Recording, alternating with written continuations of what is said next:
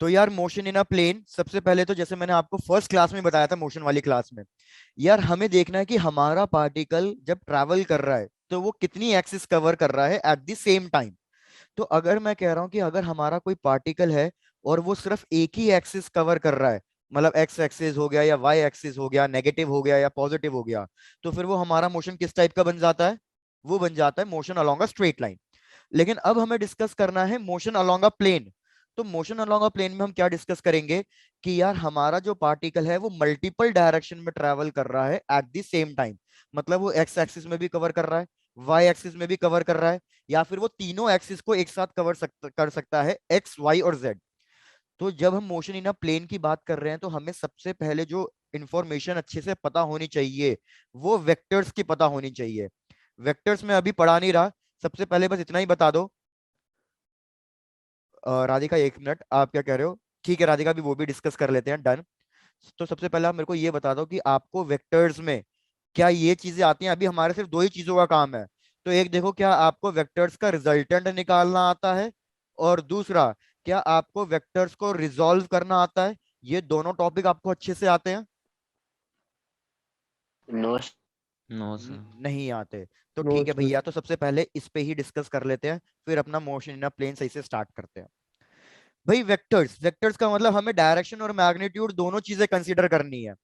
यार हमने अभी तक मतलब नाइन्थ क्लास कह लो या टेंथ क्लास कह लो, वहां तक हमने क्या पढ़ रखा है कि अगर कोई भी दो चीजें सेम डायरेक्शन में आ रही हैं, अगर कोई भी चीजें सेम डायरेक्शन में आ रही है, suppose this is quantity A, this is quantity B, और मैं पूछूं भैया अगर ये सेम डायरेक्शन में तो इनके बीच का एंगल कितना होगा?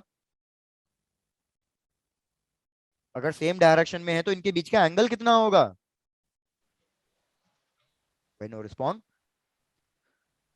अरे पैरेलल लाइंस के बीच में एंगल कितना होता है भाई? नॉन मेडिकल स्टूडेंट हो? Sir sir zero. 150।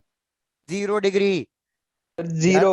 0 डिग्री। अगर हमारे पास दो पैरेलल लाइंस आ रही हैं और वो सेम डायरेक्शन में एक्ट कर रही हैं तो इनके बीच का एंगल 0 डिग्री है। और अगर इन दो क्वांटिटीज के बीच का एंगल 0 डिग्री है तो हम इन दोनों को डायरेक्टली ऐड कर सकते हैं। जैसे आपने नाइन्थ क्लास में एक ये वाला क्वेश्चन किया होगा कि भैया ये एक ऑब्जेक्ट है और इस पे दो लोगों ने फोर्स लगाया। एक बंदे ने इधर फोर्स लगाया 2 न्यूटन का, एक बंदे ने इधर फोर्स लगाया 5 न्यूटन का। तो बताओ इन दोनों पे मतलब नेट फोर्स कितना लग रहा है इस बॉक्स के ऊपर? Sir 7 Newton. 7 न्यूटन। और 7 डायरेक्शन क्या होगी? जब दोनों ही राइट में लग रहे हैं तो नेट फोर्स की डायरेक्शन भी क्या होगी? Sir right hand side right. होगी। तो ये वो एग्जांपल हो गया। सिमिलरली अगर मैं कह रहा हूं कि भैया मैंने दो लाइंस एंटी पैरेलल ड्रॉ कर दी हैं, मतलब दोनों एक पॉजिटिव एक्सिस की तरफ जा रही है और एक नेगेटिव एक्सिस की तरफ जा रही है, तो अब इन दोनों के बीच में कितना एंगल हो जाएगा? अब इन दोनों के बीच में एंगल हो जाएगा 180 डिग्री। 180 सर। तो जब भी हमारे पास एंगल 180 डिग्री होगा तो भी हमें कोई दिमाग नहीं लगाना इतना, भैया हम डायरेक्टली चीजों को सब्ट्रैक्ट कर देंगे।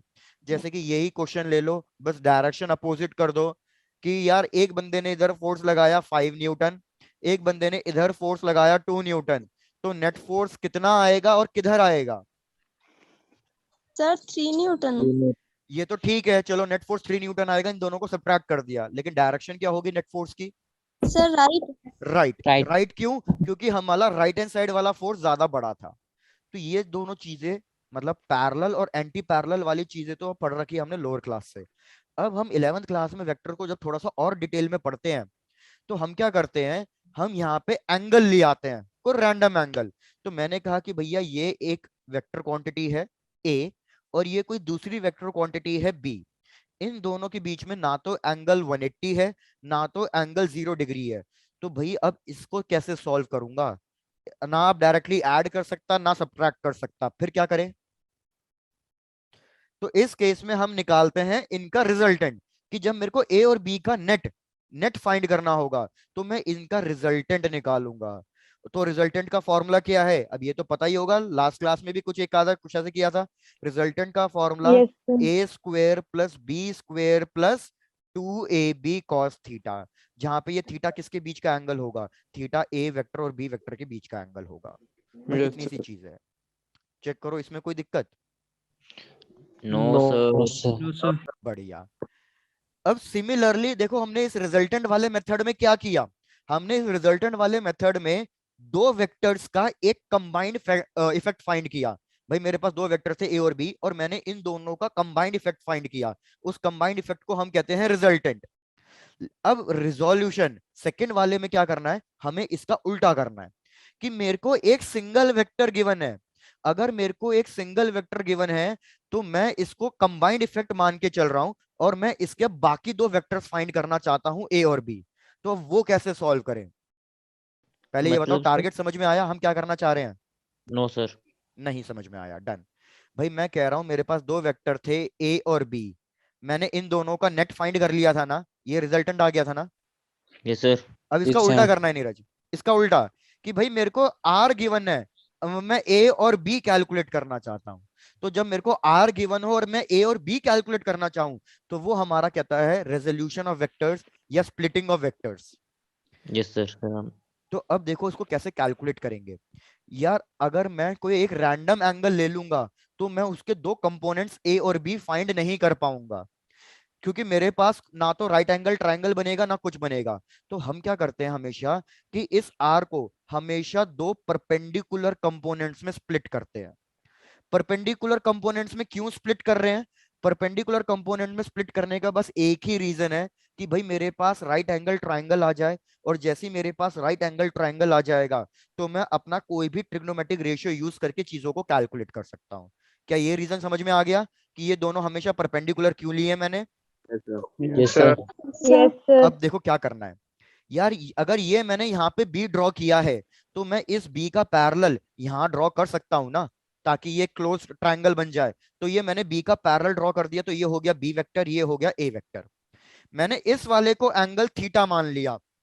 अगर मैंने इस वाले को एंगल थीटा मान लिया तो यार आप कोई भी ट्रिग्नोमेट्रिक रेशियो यूज करो और मुझे किसी तरीके से ए की वैल्यू और बी की वैल्यू बताओ।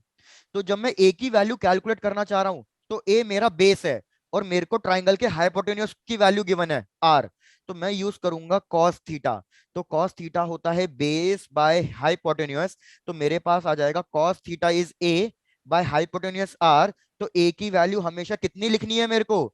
ए की वैल्यू हमेशा आर कॉस थीटा लिखनी है। तो जब भी मैं आपको ट्राइंगल का बेस फाइंड करने के लिए बोलूं तो आप सीधा सीधा लिख दो हाइपोटेन्यूज इनटू कॉस थीटा।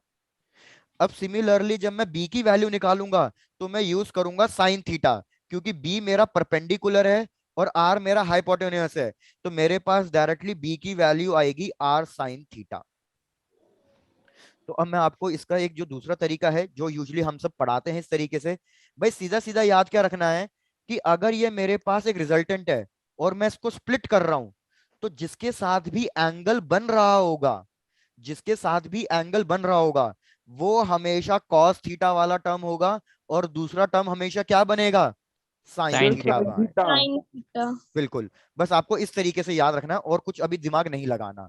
भाई रिपीट कर देता हूं, जिसके साथ भी एंगल बने वो हमेशा कॉस थीटा लिख दो उसको, और जिसके साथ एंगल नहीं बन रहा जो परपेंडिकुलर कंपोनेंट है दूसरा, उसको लिख दो आर साइन थीटा। अभी फिलहाल आज के लेक्चर के लिए इतना बहुत हो जाएगा, सफिशिएंट है इतनी इंफॉर्मेशन।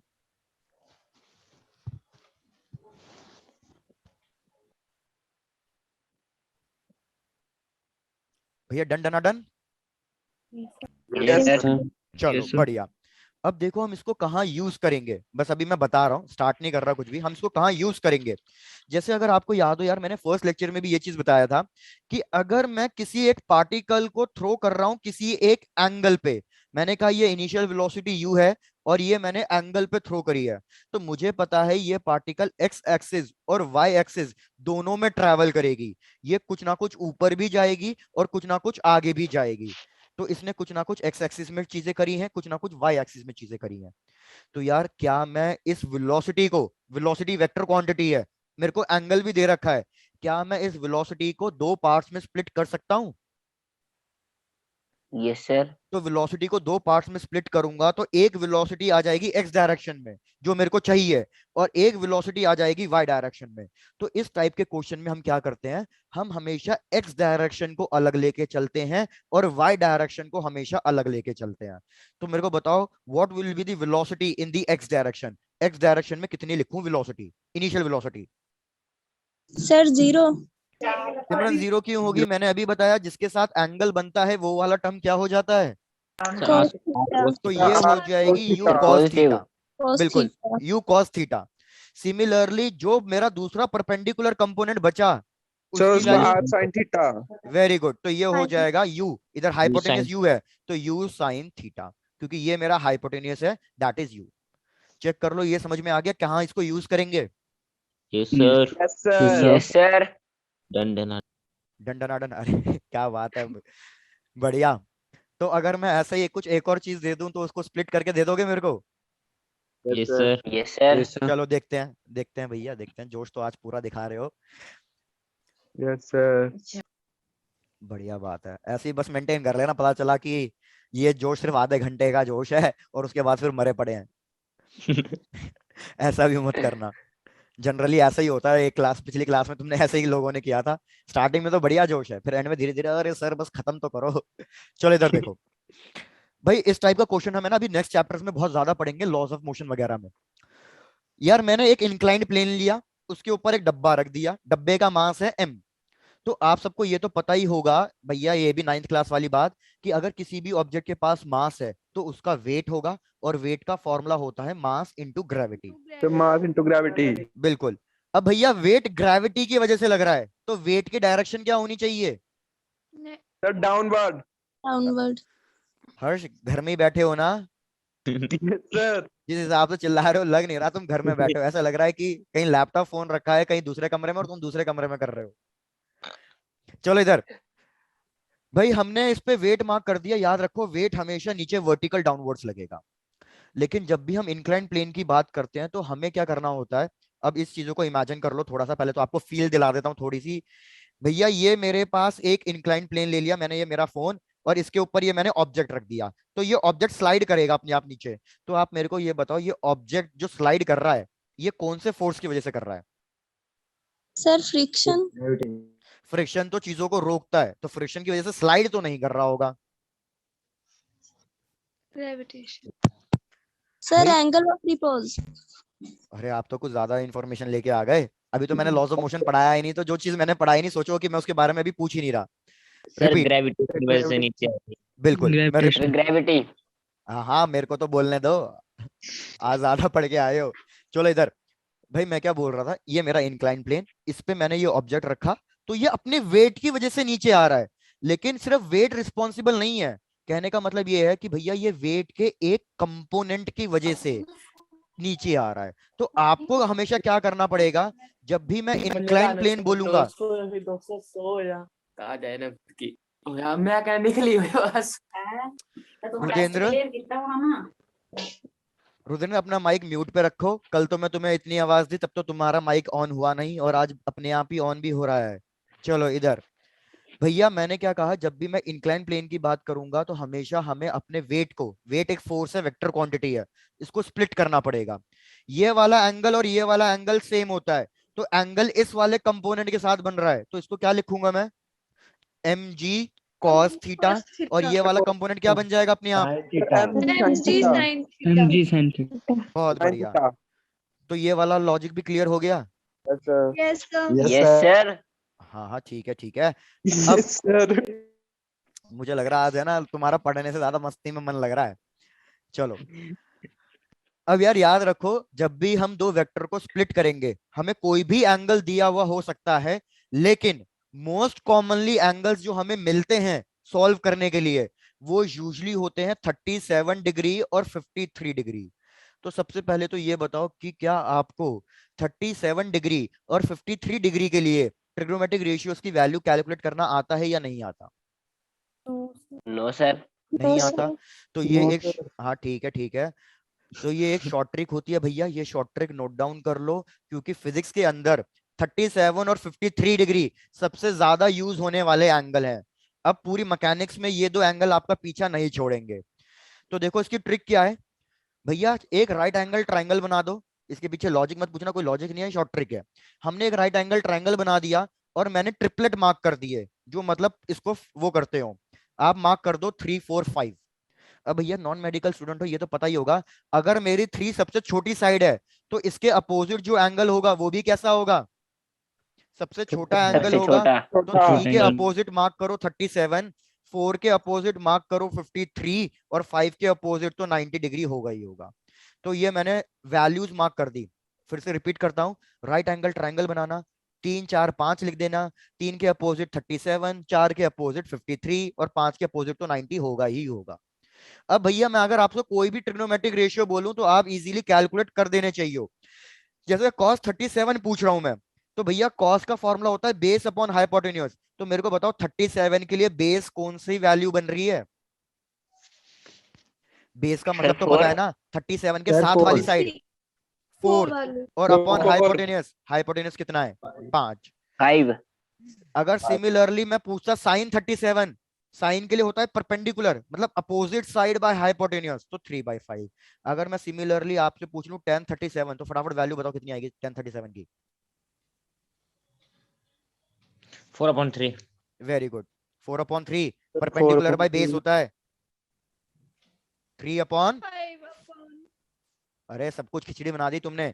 tan थीटा का formula perpendicular upon base. Upon base 37 के लिए भैया परपेंडिकुलर है 3, बेस है 4, तो होगा 3/4। चेक करो किसी को कोई दिक्कत? No, sir. No, sir. No sir Done। अच्छा यही बात तो ठीक है।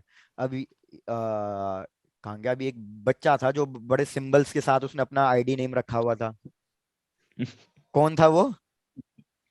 पता नहीं सर नीरज तुम थे? नो सर अच्छा भाई, हमेशा अपने नाम से ही ज्वाइन करा करो या कहीं नंबर वो जो तुम्हारे रोल नंबर साइंड है उससे ज्वाइन करा करो। जो फालतू में कुछ और नाम से आएगा ना, उसको मैं फिर लॉग आउट करवा दूंगा। ठीक है चलो, Yes, इसको sir. इसको कंप्लीट करो और मेरे को एक काम करके दो, अगर आपको समझ में आ गया है तो।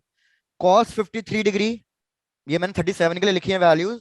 अब आप cos 53 डिग्री, sin 53 डिग्री और tan 53 डिग्री, इन तीनों के लिए वैल्यूज लिख के दो मेरे को। एक एक करके पूछूंगा, cos 53 डिग्री, sin 53 डिग्री और tan 53 डिग्री। उसके बाद अब अपना चैप्टर स्टार्ट करेंगे बस।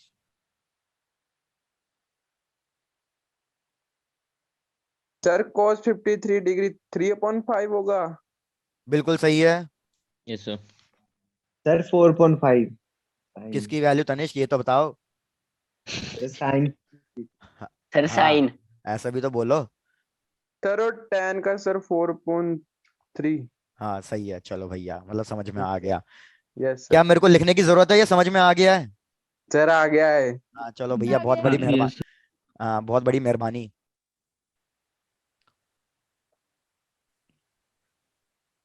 आज तुम लोगों का स्कूल वगैरह नहीं था क्या? आज सब ऐसे फुल्ली एनर्जेटिक? Sir, गए थे. गए थे school. या सर कल गए तुम थे सर या कल तुम सर लोगों ने आपकी वैलेंटाइन वीक इतना अच्छे से मनाया है कि तुम्हें आज खुशी बर्दाश्त नहीं हो रही है। सर आपकी क्लास में एनर्जी हो जाती है Sir, आज अच्छा। slap day मनाया स्कूल में. हम्म। यार तुम लोग है ना, एक तो मुद्दे से भड़काते हो। पहले बताओ मैं कर दूं, आगे बढ़ जाऊं? Yes Yes, sir sir. चलो डन।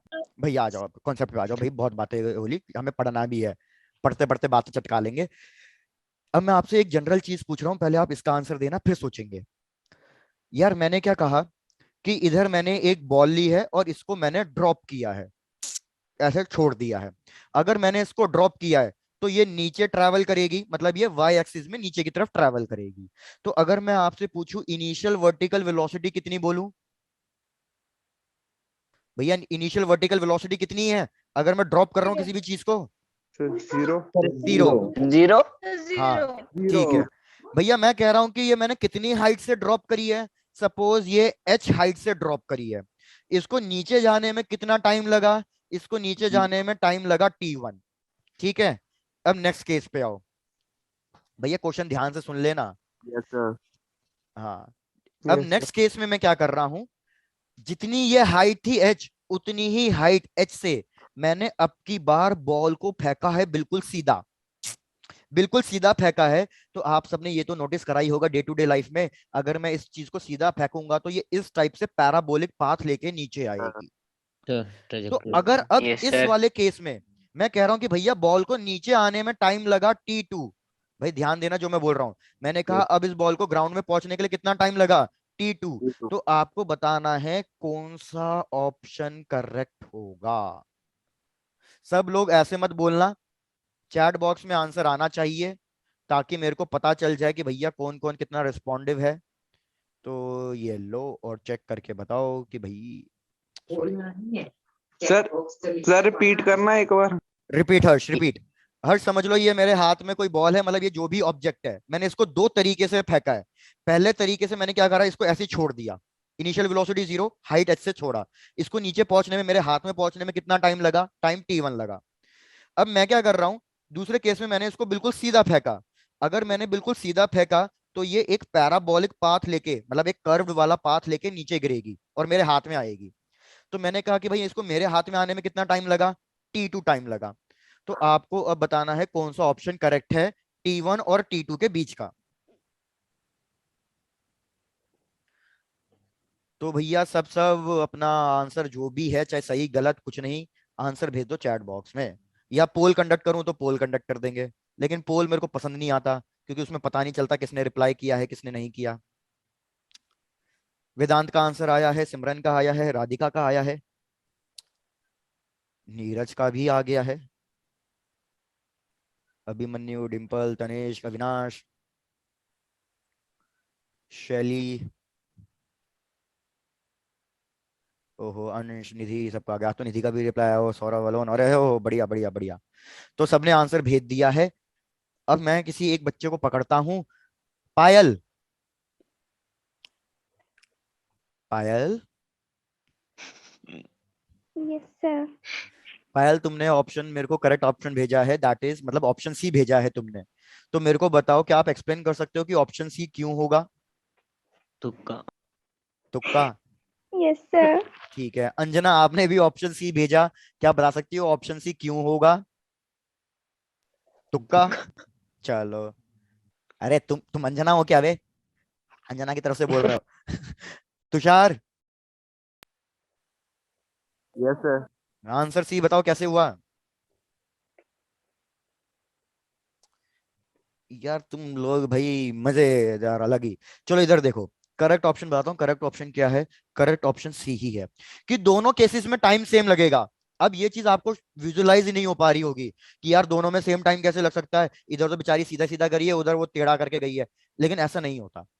आपको बस क्या चेक करना है, आप चेक करनी है वेलोसिटी, आपको चेक करनी है डिस्प्लेसमेंट। तो मेरे को बताओ, इधर इस फर्स्ट केस में बॉल ने कितना डिस्प्लेसमेंट कवर किया है वर्टिकल डायरेक्शन में? इसने कवर किया है वर्टिकल डायरेक्शन में h। इस बॉल ने दो डिस्प्लेसमेंट कवर करे हैं।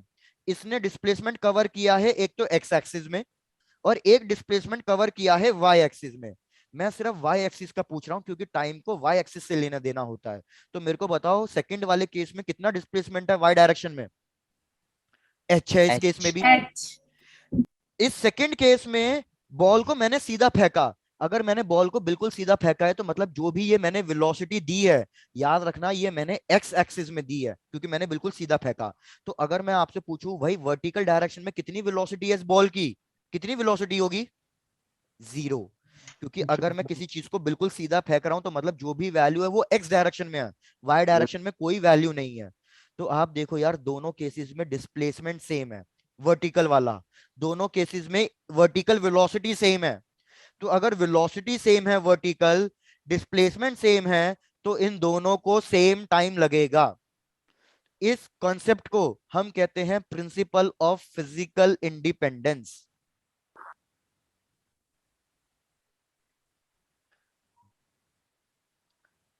प्रिंसिपल ऑफ फिजिकल इंडिपेंडेंस का मतलब क्या है कि भैया एक्स एक्सिस और वाई एक्सिस ये दोनों अपने आप में एक इंडिपेंडेंट एक्सिस हैं। अगर हमारा कोई बॉल वाई में ट्रेवल कर रहा है और एक्स में भी ट्रेवल कर रहा है तो वाई वाले को एक्स से कोई लेना देना नहीं है। क्या ये चीज समझ में आई? Yes sir. यस तो सर। पहले केस में बॉल को अगर मैं Yes, सीधा sir. फेंकूं, मतलब सीधा ड्रॉप कर दूं या हॉरिजॉन्टल फेंकूं, भैया वर्टिकल डिस्प्लेसमेंट सेम है। बस एक ने एक्स में ट्रैवल नहीं किया, एक ने एक्स में ट्रैवल किया, तो हमें उससे कोई मतलब नहीं है। Yes please sir. Note down कर लो, समझ में आ गया हो तो अच्छी बात है, नहीं आया हो तो पूछ लो। सर आ गया। आ गया? चलो बढ़िया।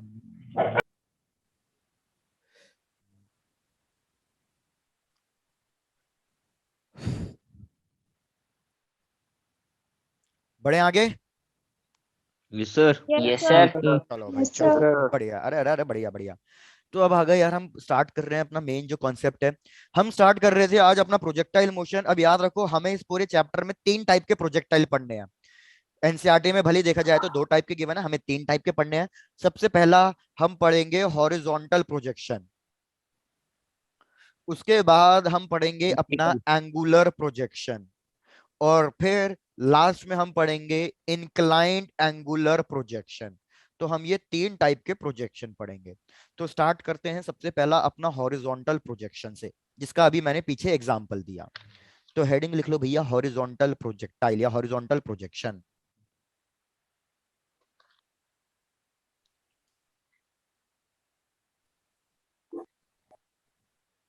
डायग्राम ड्रॉ कर रहा हूं और फिर आपसे पूछूंगा कुछ क्वेश्चन, आप बताते रहना कि भैया क्या हो रहा है।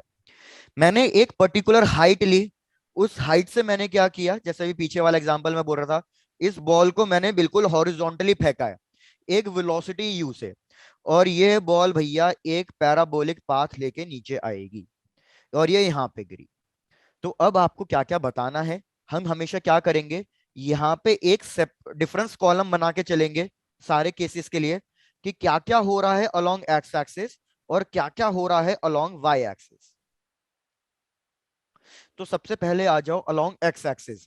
मेरे को बताओ कितनी वेलोसिटी गिवन है, initial velocity along X axis? 0। Zero. Sir 0। Sir 0। अच्छा, बहुत बढ़िया। तो बात ऐसी है कि यू मुक्के खाओगे, Sir, मुक्के। you. यू, सर यू यार मैंने यू। बॉल को सीधा फेंका, और मैंने कहा अगर मैंने बॉल को बिल्कुल सीधा फेंका है तो मतलब यू वाली डायरेक्शन में तो वेलोसिटी दी है ना।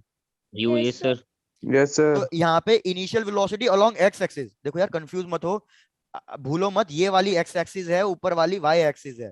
तो अगर मैं आपसे पूछ रहा हूँ भाई वेलोसिटी कितनी दी है मैंने initial along the x axis, तो वो यू दी है।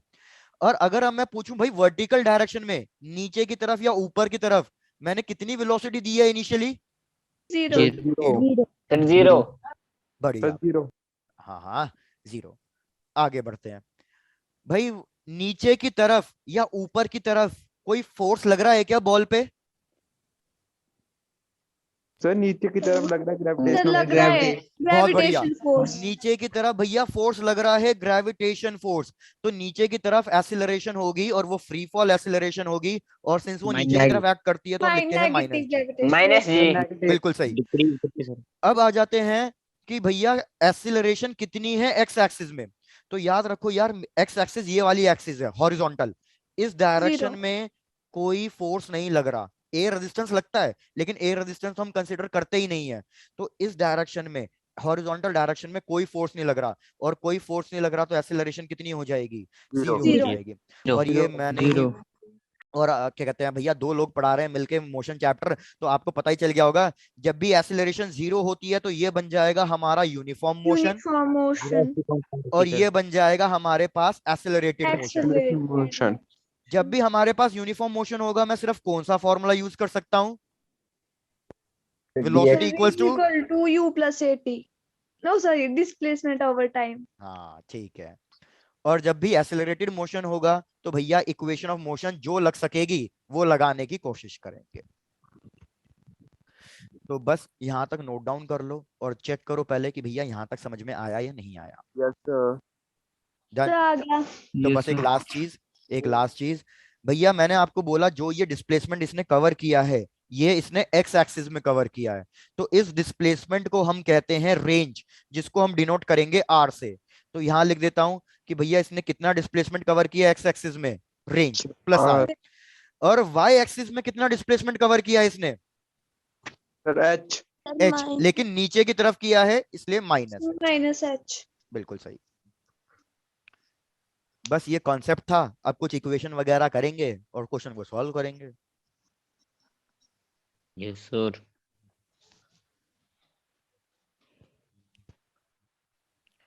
नीरज, हिमाचल में कहाँ से हो? सर चंबा। चंबा से, अरे बढ़िया।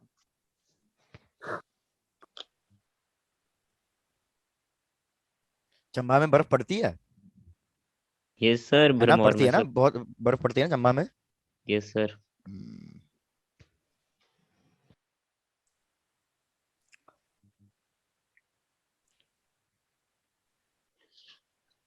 काव्या मैडम्स हो गया है? हाँ अभी तुम बोलने वाले थे, बोलो बोलो। No, लड़... sir. नहीं हुआ, चलो कंप्लीट कर लो। नहीं, जैसे किसी लड़की का नाम ले दो, हमारा एक लड़का एक्टिव हो जाता है। अंजना पे भी वही बोलेगा।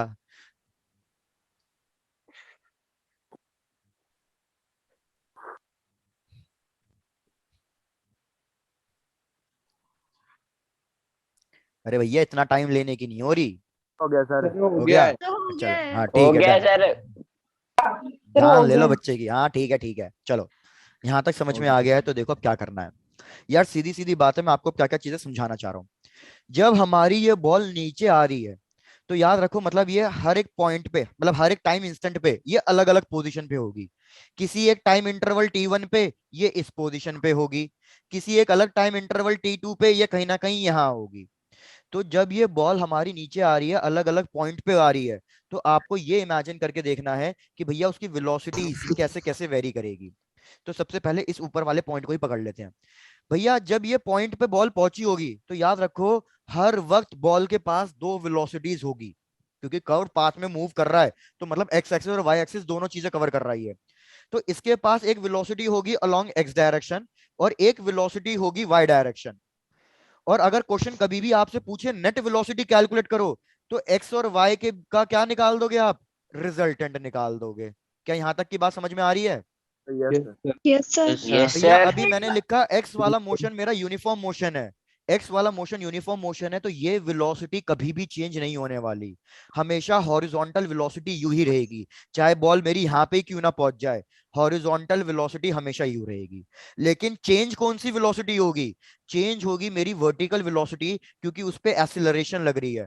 तो हमें वर्टिकल वेलोसिटी ही कैलकुलेट करनी पड़ेगी। और वर्टिकल वेलोसिटी कैलकुलेट करने के लिए क्या करना पड़ेगा? अपनी इक्वेशंस यूज करनी पड़ेगी। v equals to U plus A T, या V square minus U square equals to 2as, या जो भी इक्वेशन से हमारा काम चल जाए। तो मैं यहाँ पे लिख रहा हूँ चीजें, मैं सारे फॉर्मूले लिख रहा हूँ डायरेक्टली। डिराइव हमें कुछ नहीं करना, फॉर्मूले लिख रहा हूँ, चेक करना समझ में आ रहा है या नहीं आ रहा। सबसे पहला फॉर्मूला है यार हमारे पास टाइम ऑफ फ्लाइट का। और जैसे मैंने बोला हमारा टाइम वर्टिकल डिस्प्लेसमेंट पे डिपेंड करता है, तो फॉर्मूला लिख लो कि इस केस में टाइम ऑफ फ्लाइट का फॉर्मूला होगा 2h by root G, root 2h by G. Time of flight का मतलब तो पता है ना, टोटल कितना टाइम लगा बॉल को नीचे आने में। Yes sir. फिर हमें यस फॉर्मूला सर। पढ़ना है रेंज का। हाँ, रेंज का फॉर्मूला। रेंज क्या है? रेंज बेसिकली डिस्टेंस है अलोंग एक्स एक्सिस। तो मैंने बोला यार तुम्हें कि जब भी एक्स एक्सिस के लिए चीजें निकालनी होगी, तो अल्टीमेटली मेरे पास एक ही इक्वेशन है, velocity equals to displacement by time. तो यहाँ पे अगर मैं डिस्प्लेसमेंट निकालना चाहता हूं, तो लिखूंगा velocity into time. Vertical velocity fix है, वो चेंज होने नहीं वाली। Sorry, horizontal velocity, horizontal velocity fix है, वो चेंज नहीं होने वाली। और टाइम का फॉर्मूला मैंने पहले ही लिख दिया। तो हमारे पास रेंज के दो फॉर्मूले आ गए। कभी कभी ये यूज करूंगा, कभी कभी ये यूज करूंगा, डिपेंडिंग अपॉन क्या रिक्वायरमेंट है। क्वेश्चन।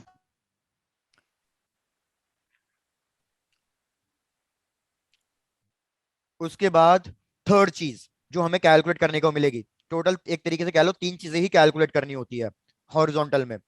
थर्ड चीज, भाई क्वेश्चन बोलेगा नेट वेलोसिटी निकालने के लिए, तो नेट वेलोसिटी मैं निकालूंगा भैया अपने रिजल्टेंट वाले मेथड से।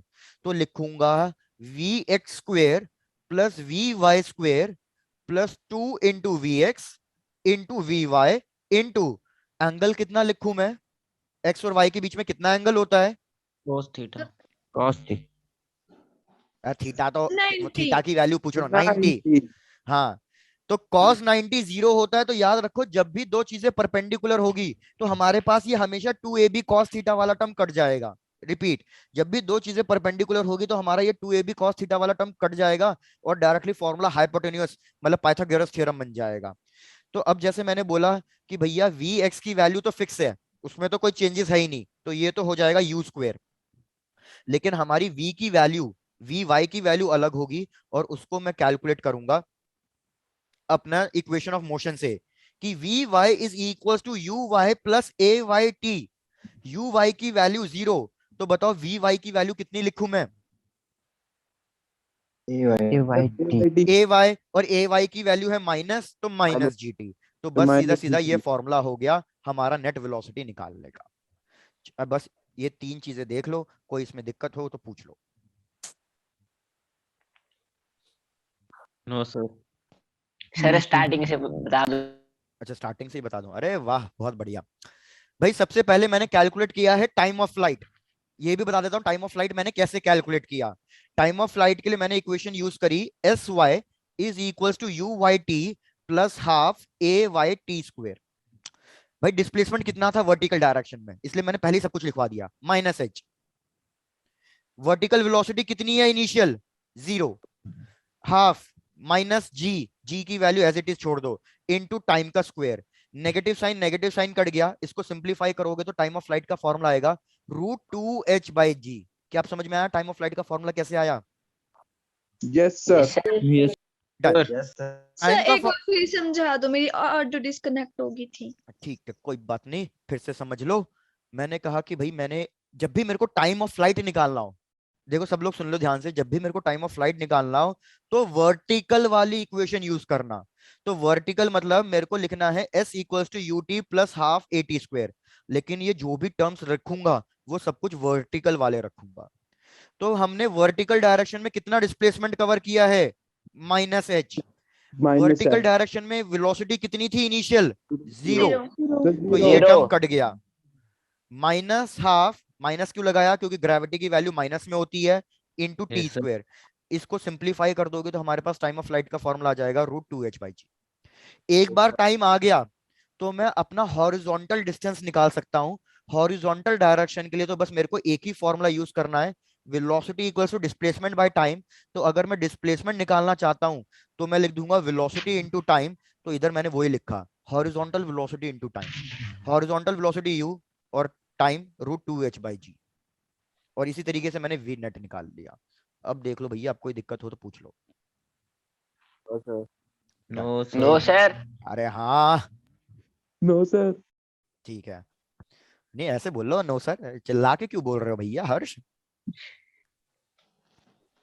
चलो अब मैं क्वेश्चन दे रहा हूँ भैया, क्वेश्चन ट्राई कर लेना, बड़ी मेहरबानी।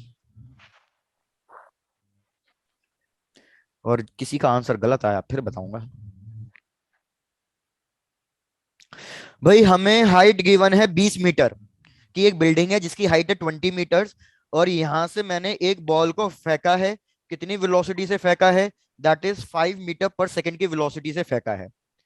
नीचे नीचे लाइन से कार खड़ी है, ये डब्बे कार समझ लेना भाई, नीचे ऐसे लाइन से कार खड़ी है, पार्किंग है समझ लो, कुछ भी है जो तुम्हारा मन करे इस तरीके से। भैया हर एक कार की लेंथ गिवन है, हर एक कार की लेंथ कितनी गिवन है, 4 मीटर्स। तो आपको बताना है कि ये बॉल कौन से नंबर की कार पे गिरेगी। क्या क्वेश्चन समझ में आया? सर रिपीट करना।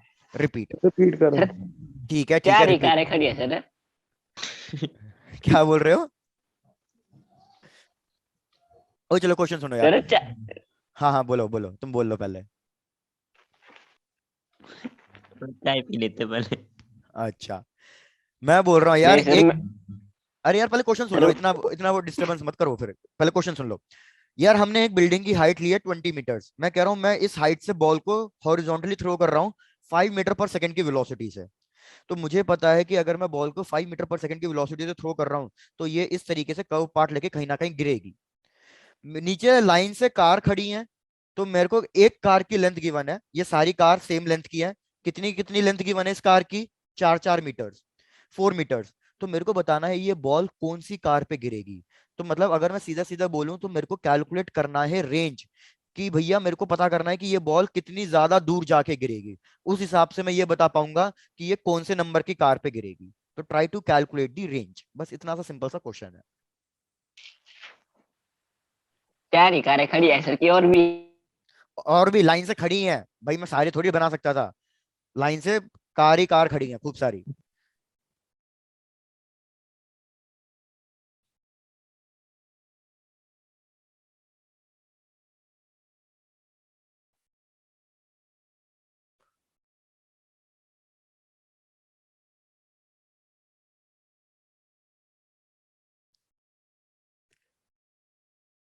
नवनीत भाई बड़े दिनों बाद क्लास में दिखे हो।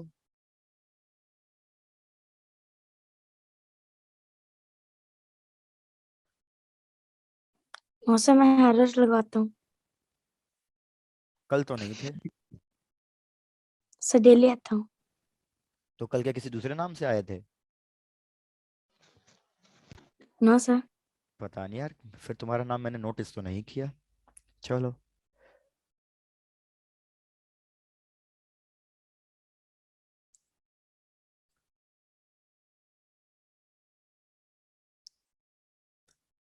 मनोज हो रहा है कैलकुलेट? Yes sir. ठीक है।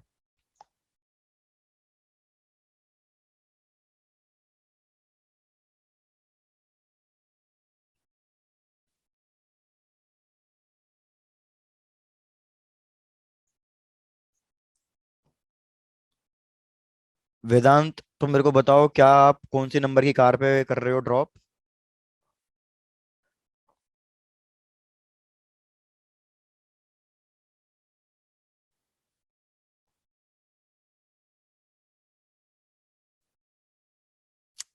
थर्ड वाली। चलो देखते हैं, किसी और को कुछ और आंसर आ रहा है तो। अविनाश। ठीक है अविनाश, बाकी आपका आंसर सही है भाई, बढ़िया। विकास। ओके देखते हैं। नीरज तुम्हारा आंसर भी सही है।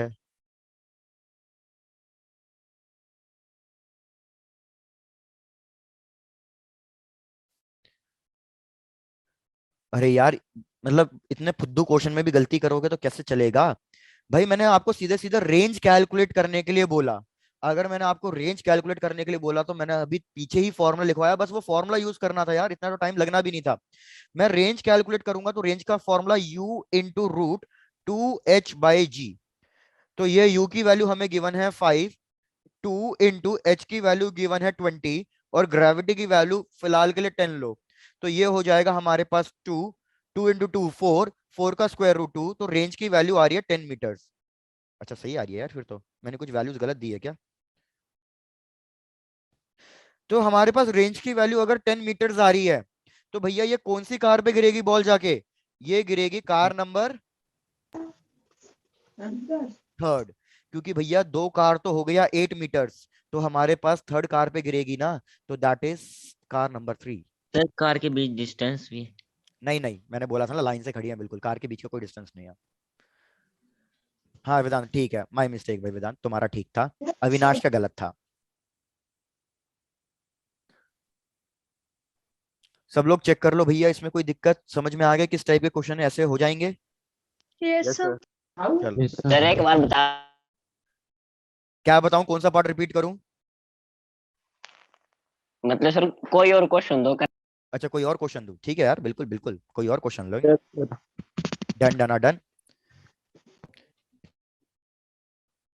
क्वेश्चन की कमी है ही नहीं हमारे पास।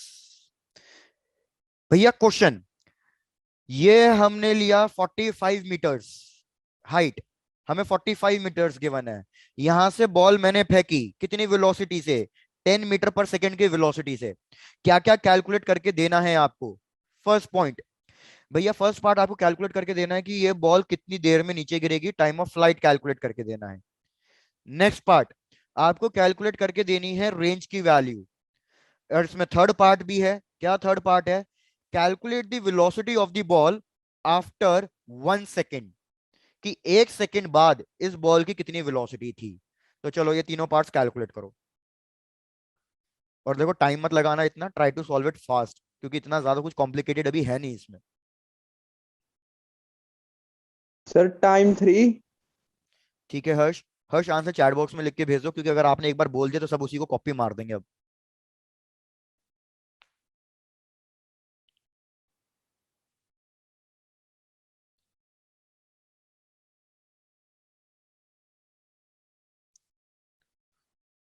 ठीक है भाई, डन। सबका टाइम 3 सेकेंड्स ही आ रहा है, तो सब लोग चेक कर लो कि सबका टाइम 3 सेकेंड्स ही आ रहा है या नहीं, या किसी और का कुछ और आंसर आ रहा हो तो पहले बोल दो मेरे को। Sir range 30। यही आ रहा है तो मैं वेरीफाई नहीं कर रहा हूँ, क्योंकि सबका आंसर सेम आ रहा है। अगर किसी का आंसर कुछ और आ रहा होगा तो फिर मैं कैलकुलेट करके शो करूंगा, फिर वेरीफाई करेंगे अब। डन। भाई काफी बच्चों ने मेरे को रेंज का आंसर भी दे दिया है और रेंज भी सबका सेम आ रहा है। तो रेंज सबका सेम आ रहा है तो रेंज आएगा हमारे पास 30 मीटर्स, मतलब ये बॉल 30 मीटर की दूरी पे जाके गिरेगी। तो भाई बहुत बढ़िया, सब लोग बिल्कुल फास्ट, अब जाके स्पीड आई है। रेंज कैलकुलेट हो गया, टाइम ऑफ फ्लाइट कैलकुलेट हो गया। अब लास्ट पार्ट का आंसर और ट्राई करो, वेलोसिटी आफ्टर 1 सेकेंड। देखते हैं ये कौन सही से कैलकुलेट कर लेता है, वेलोसिटी आफ्टर 1 सेकेंड।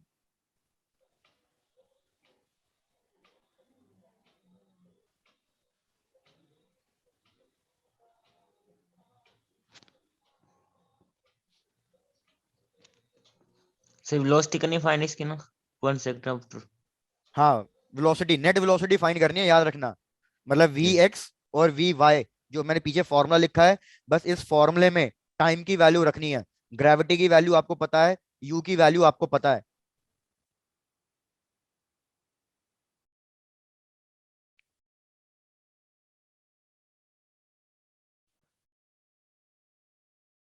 भाई you square plus minus G T का होल स्क्वायर, तो सारी वैल्यू बस सब्स्टिट्यूट करनी है और आपके पास वी नेट आ जाएगा।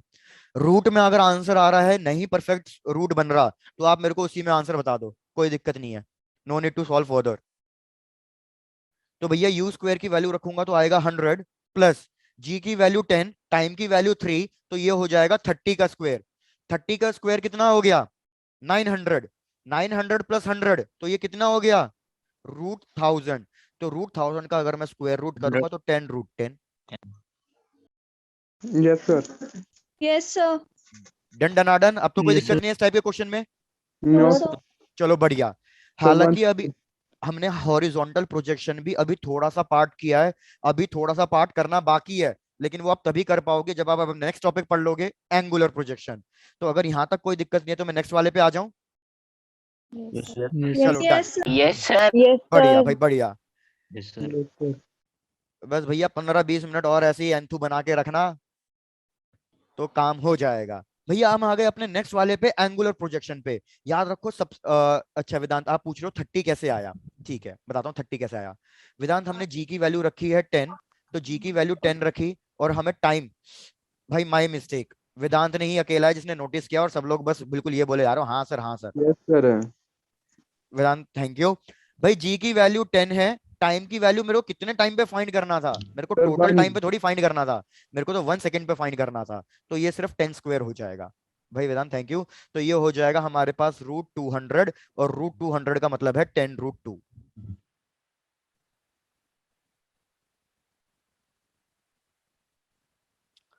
वेदांत √90 क्यों आएगा?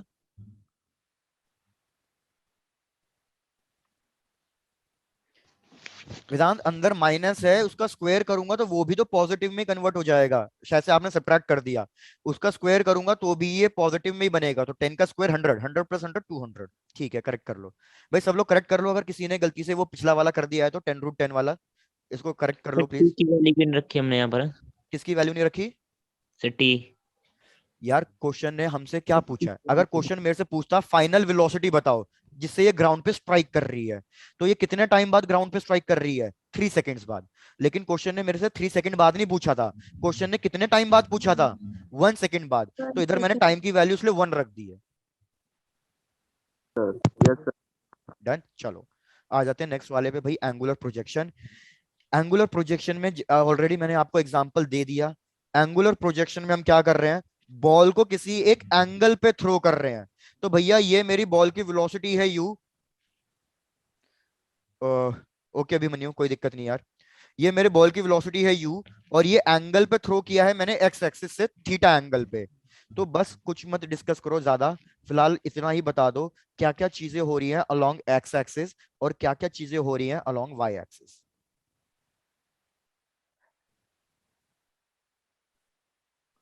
जो जो मैंने पीछे लिखा था हॉरिजॉन्टल के लिए वही सब बताना है। मैं यहां लिख देता हूं कि क्या क्या बताओगे। यू एक्स यू वाई, उसके बाद क्या बताओगे?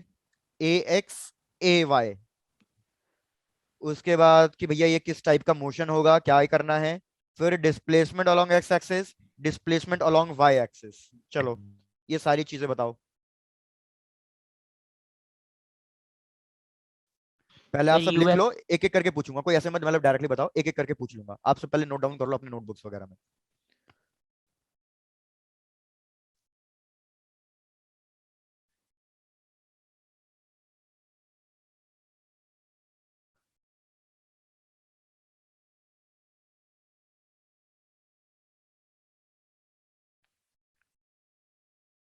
तनिष्क आप बताना इनिशियल वेलोसिटी दोनों एक्स और वाई की।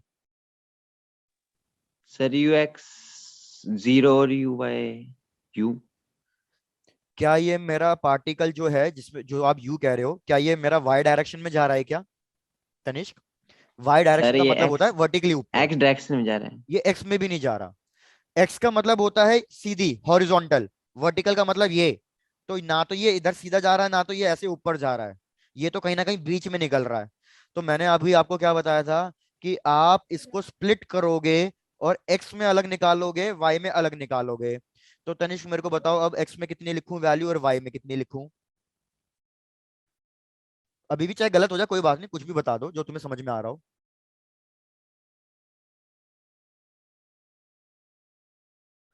तनिष्क जिसके साथ एंगल बनता है वो वाला कंपोनेंट क्या हो जाता cos है? Theta. Very good Tanishq. Sir तो हमारे पास आएगा इधर initial velocity along X axis u cos theta, u cos theta. बढ़िया। सिमिलरली मेरे को बताओ तनिष्क, तुम ही बताओ what is the velocity along Y direction, initial velocity? u sin theta. Tanishq बहुत बढ़िया, वेरी गुड। अब आ जाओ कोई नेक्स्ट बच्चा भैया। तुषार।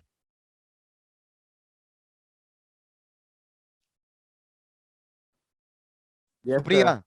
अच्छा तुम बता रहे हो तुषार, ठीक है बताओ। Acceleration along X axis, acceleration along Y axis.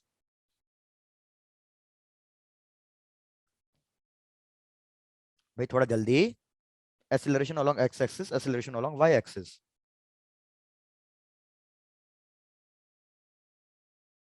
चलो कोई और।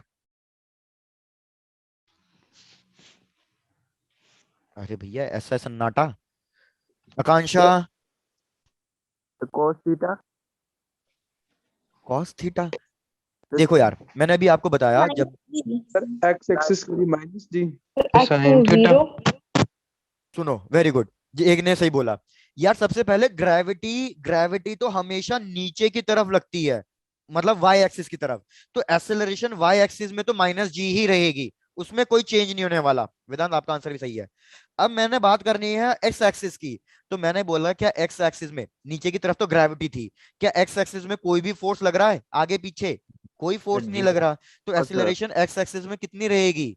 Zero Zero. रहेगी। अगर एक्सीलरेशन एक्स एक्सिस में जीरो है तो इधर फिर से वही कहानी होगी जो पीछे हो रही थी कि भैया ये यूनिफॉर्म मोशन होगा तो ले दे के मैं एक ही फॉर्मूला यूज करूंगा, V X velocity is equal to displacement by time, एक ही फॉर्मूला यूज करूंगा। लेकिन इधर एक्सीलरेशन है तो ये होगा हमारे पास एक्सेलरेटेड मोशन, और अगर ये एक्सेलरेटेड मोशन है तो मतलब मेरे को इधर इक्वेशंस अपनी ऑफ यूज करनी मोशन। पड़ेगी। अगर आप सबको यहां तक क्लियर है तो बस मैं आपसे लास्ट चीज पूछ रहा हूं कि भैया आप मेरे को बताओ what is the displacement along the Y axis and what is the displacement along the X axis. इतना और सोच लो, किसी एक को पकड़ के पूछा जाएगा। इसका आंसर हमें देगा अविकाश।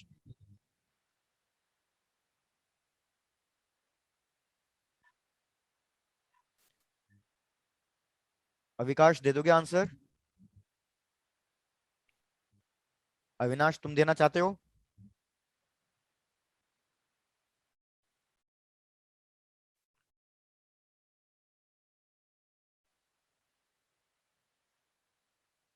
भाई सर फॉर, 0। किसका जीरो ये तो बताओ, एक्स का या वाई का? सर x का 0। और वाई का? सर प्लस आर और माइनस एच। भाई एक पार्ट सही है एक पार्ट गलत है। सबसे पहले अगर मैं डिस्प्लेसमेंट बात करूं एक्स एक्सिस में, तो भैया एक्स एक्सिस में ये बॉल कुछ ना कुछ इस तरीके से पैराबोलिक पाथ लेके गिरेगी। तो इसने स्टार्ट किया था कहां पे मेरे को बताओ, ये कोऑर्डिनेट क्या है? ये ओरिजिन है 0,0। तो क्या ये बॉल जीरो पे गिर रही है या कहीं दूर जाके गिर रही है? ये बॉल कहीं दूर जाके गिर रही है। तो भैया एक्स एक्सिस में डिस्प्लेसमेंट आएगा, और मैंने आपको बोला था एक्स एक्सिस में जो ये दूरी होती है कि बॉल कितनी दूर जाके गिरी है, उसको हम कहते हैं रेंज। रेंज ये दूर जाके गिरी है। Yes, लेकिन sir. अब एक चीज देखो, वर्टिकल डिस्प्लेसमेंट, मैंने बॉल ग्राउंड से फेंकी और वो वापस बॉल ग्राउंड पे ही आके गिर गई। तो जहां से ग्राउंड पे फेंकी ग्राउंड पे आके गिर गई, तो इस वाले पॉइंट पे y की वैल्यू कितनी होगी? 0 होगी। Zero. वर्टिकल डिस्प्लेसमेंट इस केस में कितना होता है? इस केस में Zero. वर्टिकल डिस्प्लेसमेंट 0 होता है। Sir, zero. पूरा अगर समझ में आ गया तो नोट डाउन कर लो, और कुछ डाउट है किसी भी एक पार्ट में तो पूछ लो यार। देखो जान पूछ के स्पीड में नहीं चल रहा हूँ, धीरे धीरे चल रहा हूँ। कुछ डाउट हो इसलिए मैं आपसे बार बार पूछता हूँ, कुछ डाउट हो तो पूछ लिया करना। सर कर दो रिपीट सर। रिपीट करना है तुषार? कौन सा पार्ट रिपीट करना है बताओ? सर सारे कर दो सर।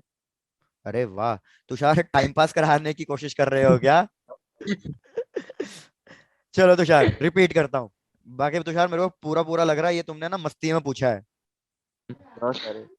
ठीक है, चलो तुम्हारी भी मान ली तुषार। तुषार भाई सीधा सीधा क्या याद रखो, सबसे पहले वेलोसिटी को स्प्लिट करना है, क्योंकि हमें जो भी चीजें चाहिए वो एक्स एक्सिस में अलग से चाहिए, वाई एक्सिस में अलग से चाहिए। तो अगर मेरे को एक्स एक्सिस और वाई एक्सिस में अलग अलग से चीजें चाहिए, तो मतलब मैं इस वेलोसिटी को डेफिनेटली स्प्लिट करूंगा दो पार्ट्स में। एंगल बन रहा था नीचे वाले के साथ, तो जिसके साथ एंगल बनता है मुझे पता है वो होता है कॉस थीटा वाला टर्म, और जो दूसरा बनता है वो कौन सा होता है? साइन थीटा वाला टर्म। तो मेरे को इनिशियल वेलोसिटी मिल गई एक्स एक्सिस में u cos थीटा, और y एक्सिस में मिल गई u sin थीटा। तो पहले तो तुषार ये कंफर्म करो ये वाला पॉइंट क्लियर है, तो आगे बढ़ूंगा। Yes sir. चलो डन, ये खत्म। अब बात कर रहे हैं एसिलरेशन की। तो अगर मैं एसिलरेशन की बात कर रहा हूं, तो यार नीचे की तरफ एसिलरेशन का मतलब क्या है? फोर्स लगना चाहिए। भैया बचपन से ये फॉर्मूला पढ़ते आ रहे हो या नहीं पढ़ते आ रहे? F equals to ma। Yes, sir. तो जिस डायरेक्शन में फोर्स लगेगा उसी डायरेक्शन में एसिलरेशन होगी। तो मुझे पता है भैया नीचे की तरफ हमेशा ग्रेविटेशनल फोर्स लगता है, तो नीचे की तरफ एसिलरेशन होगी, और वो कितनी होगी? -g। -g। तो मैंने इसलिए यहाँ पे लिख दिया कि वर्टिकल डायरेक्शन में एसिलरेशन कितनी है? -g। तो मेरा y एक्सिस का तो हो गया। अब x एक्सिस में बात करते हैं। मुझे बताओ यहाँ पे या यहाँ पे कहीं कुछ फोर्स लग रहा है हॉरिजॉन्टल डायरेक्शन में? भैया कोई फोर्स नहीं लग रहा। No, sir. तो Zero. इसलिए जब एफ एक्स 0 है तो भैया ए एक्स भी कितना आएगा? 0 आएगा। तो इसलिए मैंने यही चीज यहाँ पे लिख दी कि भैया एक्स एक्सिस में एक्सेलरेशन 0, वाई एक्सिस में -g। इसको भी बताओ टिक मारूं या नहीं? मतलब समझ में आ गया ये वाला? Yes sir. Yes, sir. Done. अब एक्सेलरेशन अगर एक्स एक्सिस में 0 है तो ये हमारा कहलाता है यूनिफॉर्म मोशन, और अगर एक्सेलरेशन है तो एक्सेलरेटेड मोशन। जब भी यूनिफॉर्म मोशन होगा ले दे के एक ही फॉर्मूला यूज कर सकते हो, velocity equals to displacement by time. और एक्सेलरेटेड मोशन है तो ये वाला फॉर्मूला तो यूज नहीं कर सकते, अपनी वो 3 इक्वेशन लगानी पड़ेगी। v equals to u plus at, s equals to ut plus half at square, या फिर v square minus u square equals to 2as। Yes sir. चलो यहाँ तक भी क्लियर है। अब आ जाते हैं डिस्प्लेसमेंट पे, क्योंकि मेजोरिटी बच्चों को डिस्प्लेसमेंट में डाउट होता है। भाई हमें चेक करना है वर्टिकल डिस्प्लेसमेंट। वर्टिकल डिस्प्लेसमेंट मतलब पहले चेक करो कि यहाँ पे जहां से मैंने बॉल को फेंका यहाँ पे y की वैल्यू कितनी है। तो मेरे को तुषार बताओ यहाँ पे y की वैल्यू कितनी होती है ओरिजिन पे? 0। Very good. ओरिजिन पे x की वैल्यू भी 0, y की वैल्यू भी 0। भैया कोई चीज मेरी x एक्सिस पे गिर गई, तो यहाँ पे x एक्सिस पे y की वैल्यू कितनी होती है? 0 होती है। तो देखो Zero. मेरी बॉल y पे, मतलब y को देखो सिर्फ, भैया स्टार्टिंग इसने 0 y पे की थी, एंड भी इसने 0 y पे ही किया, तो मतलब इसका स्टार्टिंग पॉइंट और एंड पॉइंट सेम हो गया y एक्सिस के लिए। Yes sir. और जब भी हमारा स्टार्टिंग पॉइंट और एंड पॉइंट सेम होता है तो डिस्प्लेसमेंट 0 होता है। तो इसलिए Zero. इधर मैंने वर्टिकल डिस्प्लेसमेंट 0 लिख दिया। लेकिन x के साथ ऐसा नहीं हो रहा, इधर x की वैल्यू 0 थी लेकिन अब इधर x की वैल्यू कुछ ना कुछ है, तो x के लिए स्टार्टिंग पॉइंट और एंड पॉइंट सेम नहीं है, तो x एक्सिस में डिस्प्लेसमेंट हुआ है, और x एक्सिस में जो डिस्प्लेसमेंट होता है उसको हम क्या कहते हैं? उसको हम कहते हैं रेंज। भैया अब तो क्लियर है या अभी भी रिपीट कराओगे? Yes sir. यस हाँ तो चले भैया clear बढ़िया है। बढ़िया। चलो डन। Sir, clear तुषार है। Okay okay. और यार ये क्या है, बच्चे मेरे को मैसेज कर रहे हैं कि नेट खत्म 2 आ गया। भैया नेट में रिचार्ज करा के रखा करो, क्यों इतना मतलब व्हाट्सएप पे चैट करते हो कि तुम्हारा रिचार्ज खत्म हो जाता है? बल्कि कल होता तो मैं समझ में भी आ जाता कि कल एक दिन था, उस दिन चैट ज्यादा होती है। आज किस बात का रिचार्ज खत्म हुआ तुम्हारा? Yes sir. चलो आगे बढ़ चलूं? आज ऐसे करते हैं, सिर्फ इसके फॉर्मूले लिख लेते हैं और नेक्स्ट क्लास में उसको डिस्कस करेंगे। डन? Okay sir. चलो Yes, भैया। sir. Yes, sir. हाँ देखा, अब आया ना सारा एंथू आ गया, अब तो सबका नेट भी चल गया। चलो तो भैया ज्यादा टॉर्चर किए बिना तुम लोगों को बस आज फॉर्मूला लिख देते हैं और फिर एक एक करके इन फॉर्मूले को डिस्कस करेंगे। सबसे पहला फॉर्मूला टाइम ऑफ फ्लाइट का, जैसे उस केस में था, टाइम ऑफ फ्लाइट का फॉर्मूला होगा, याद रखो, 2u sin थीटा बाय जी, और इसको मैं चाहूं तो ऐसा भी लिख सकता हूं 2uy बाय जी, क्योंकि मैंने आपको पहले ही बताया था कि हमारा टाइम के लिए वर्टिकल वेलोसिटी ही रिस्पॉन्सिबल है, वर्टिकल डिस्प्लेसमेंट ही रिस्पॉन्सिबल है। उसके बाद आपके पास आएगा रेंज का। रेंज का फॉर्मूला होता है हॉरिजॉन्टल वेलोसिटी इनटू टाइम। तो हॉरिजॉन्टल वेलोसिटी थी u cos थीटा, टाइम की वेलोसिटी थी हमारे पास, मतलब टाइम का फॉर्मूला था 2u sin थीटा बाय जी। तो हमारे पास टाइम के 2-3 फॉर्मूले आएंगे जो आपको सारे फॉर्मूले याद रखने पड़ेंगे। एक तो ये वाला फॉर्मूला, दूसरा फॉर्मूला इसको सिंप्लीफाई करोगे तो हमारे पास आएगा u square sine 2 theta by G. याद रखना ये 2 थीटा स्क्वायर नहीं है, आधे बच्चे तो इसी में गलती करते हैं। और दूसरा formula 2 into U X U Y by A Y.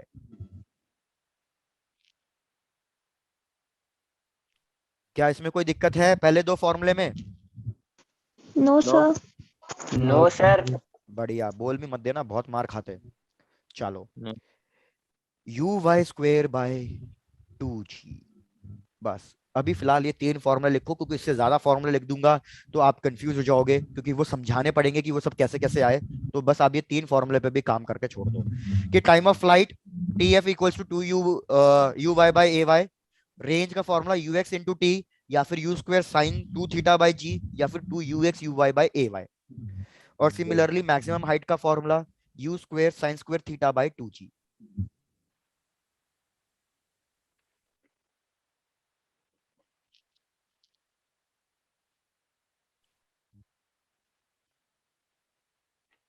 Sir कर लिए सर।